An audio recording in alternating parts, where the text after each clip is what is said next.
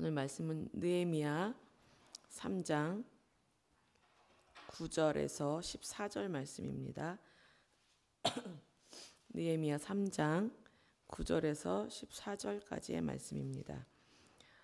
구약성경 729페이지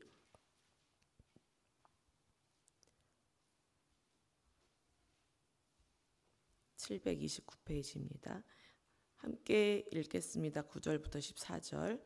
그 다음은 예루살렘 지방의 절반을 다스리는 후르의 아들 르바야가 중수하였고, 그 다음은 하루마베 아들 여다야가 자기 집과 마주 대한 곳을 중수하였고, 그 다음은 하삼느야의 아들 핫두스가 중수하였고, 하림의 아들 말기야와 바암 모압의 아들 핫수비 한 부분과 화덕 망대를 중수하였고, 그 다음은 예루살렘 지방 절반을 다스리는 할로에스의 아들 살룸과 그의 딸들이 중수하였고, 골짜기 문은 하능과 사노아 주민이 중수하여 문을 세우며 문짝을 달고 자물쇠와 빗장을 갖추고, 또 분문까지 성벽 1000규빗을 중수하였고, 분문은 베탁게렘 지방을 다스리는 레갑의 아들 말기야가 중수하여 문을 세우며 문짝을 달고 자물쇠와 빗장을 갖추었고. 아멘. 계속해서 성벽이 재건이 되고 있습니다. 저번 시간 드고와 기족 생각이 나실지 모르겠어요. 내가 가진 것을 잃을 것에 대한 두려움과 교만 때문에 참여하지 않았습니다. 유일하게. 우리도 하나님께 요령 피우고 쏙 빠진 사람으로 기억되지 말고 쓰임 받을 수 있을 때 쓰임 받자, 이렇게 말씀을 드렸었습니다. 양문부터 시작해서 어문을 만들었고 6절부터 12절까지 옛문을 만들고 있습니다. 한 문을 만들 때마다 그 다음은 이 그 다음은이라는 말이 반복이 됩니다. 그 다음이 있다는 것은 참 중요합니다. 드고와 귀족들을 빼고는 정말 다양한 계층의 사람들과 다양한 직업을 가진 사람들, 또 성별과 나이에 관계없이 많은 사람들이 마음을 모아서 성벽 재건에 동참하고 있음을 알 수 있습니다. 하나님의 일은 함께 만들어가는 것입니다. 기도의 사람 느헤미야로부터 시작이 되었지만 느헤미야 혼자 성벽 재건을 할 수는 없는 것이에요. 평생에도 못하죠. 그러나 많은 사람들이 마음을 모으고 힘을 모으고 뜻을 모았을 때, 성령으로 하나 되었을 때 각자 위치와 순서가 정해지고 자신이 맡은 부분을 성실히 잘 감당해냈을 때 52일 만에 성벽 재건을 마무리 짓는 그런 놀라운 일을 경험하게 됩니다. 오늘 9절에서 12절까지는 6절부터 계속해서 옛문을 중수하고 있습니다. 옛문은 넓었나 봐요. 저번 시간에 금장색이나 향품 장사, 그런 부자들이 참여를 했었거든요. 그런데 그 다음 주자들도 예루살렘 지방의 절반을 다스리는 그런 사람들이 참여합니다. 그런데 9절에 절반을 다스리는 후르의 아들 르바야 그 아들이 참여하고, 12절에 보면 아들 살룸과 심지어는 딸들이 참여합니다. 지방 절반을 다스리면 사실 하인들도 얼마나 많이 있겠어요.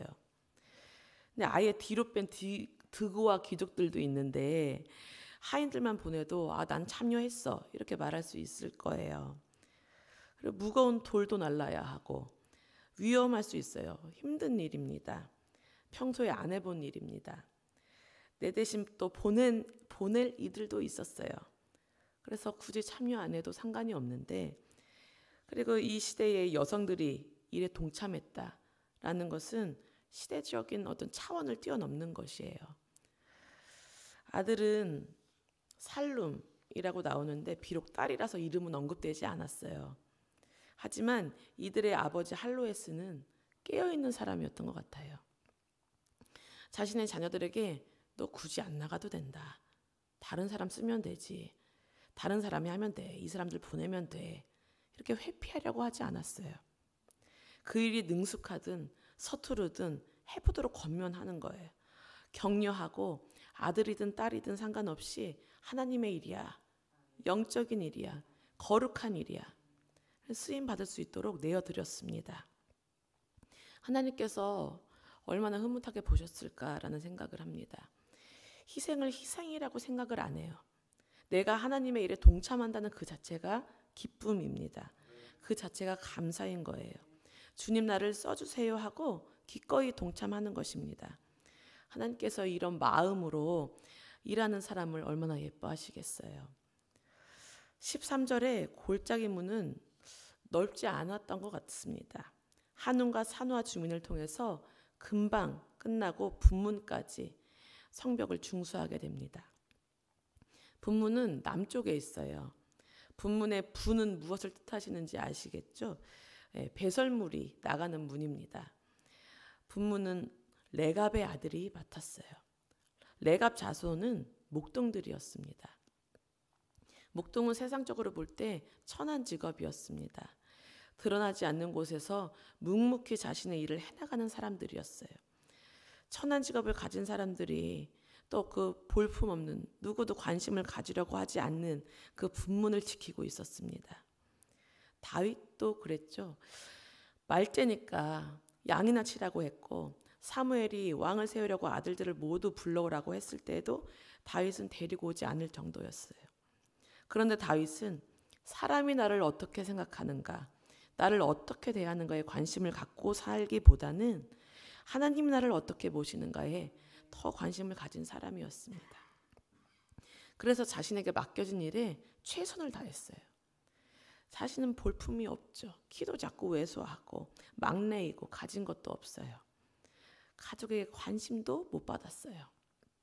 하지만 자신이 맡은 양들이 사자나 곰 같은 짐승에게 해가 없도록 하기 위해서 물맷돌을 수없이 돌리고 지팡이를 수차례 던졌습니다. 그리고 이렇게 묵묵히 자신의 자리를 지키면서 하나님을 만났고 하나님과 대화했어요. 하나님과 교제했어요. 하나님의 뜻이 어디에 있나 묵상했어요. 하나님이 자신을 지켜주셨고 또 앞으로도 지켜주실 것을 신뢰하고 나아갔어요.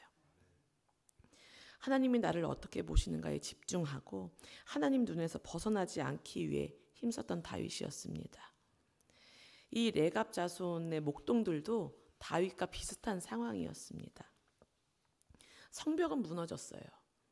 그리고 아무도 관심 갖지 않는 분문에 살고 있습니다.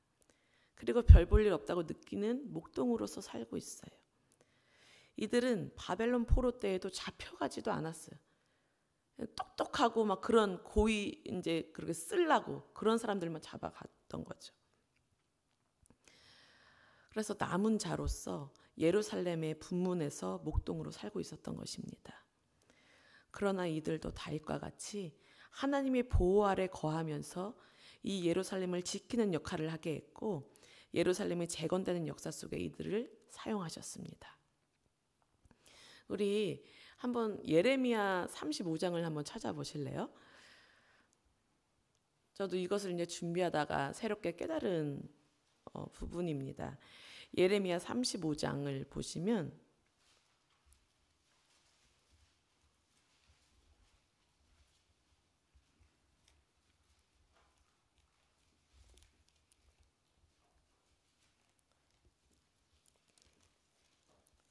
(1108페이지예요) 예레미야 35장 1108페이지.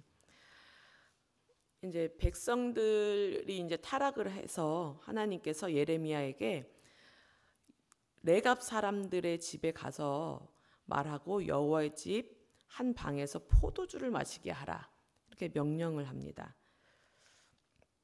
그래서 예레미야는 명령대로 행했죠. 그런데 레갑 사람들은 포도주를 마시지 않겠다 이렇게 했습니다. 그 이유는 6절에 나와요. 6절 35장 6절 같이 한번 읽어볼까요? 그들이 이르되 우리는 포도주를 마시지 아니하겠노라. 아들 우리 선조 요나답이 우리에게 명령하여 이르기를 너희와 너희 자손은 영원히 포도주를 마시지 말며. 네, 7절도 읽어볼게요.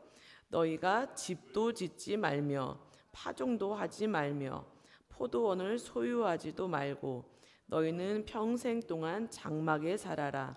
그리하면 너희가 머물러 사는 땅에서 너희 생명이 길리라 하였으므로. 아멘. 네, 이래서 포도주 마시기를 거절했던 거예요. 한 부분을 더 읽어볼게요. 예레미야 35장 18절 19절. 똑같아요. 장은 같습니다. 18절 19절. 네, 35장 18절 19절 같이 읽겠습니다. 예레미야가 레갑 사람의 가문에게 이르되 만군의 여호와 이스라엘 하나님께서 이와 같이 말씀하시기를 너희가 너희 선조 요나답의 명령을 순종하여 그의 모든 규율을 지키며 그가 너희에게 명령한 것을 행하였도다. 그러므로 만군의 여호와 이스라엘의 하나님께서 이와 같이 말씀하시니라.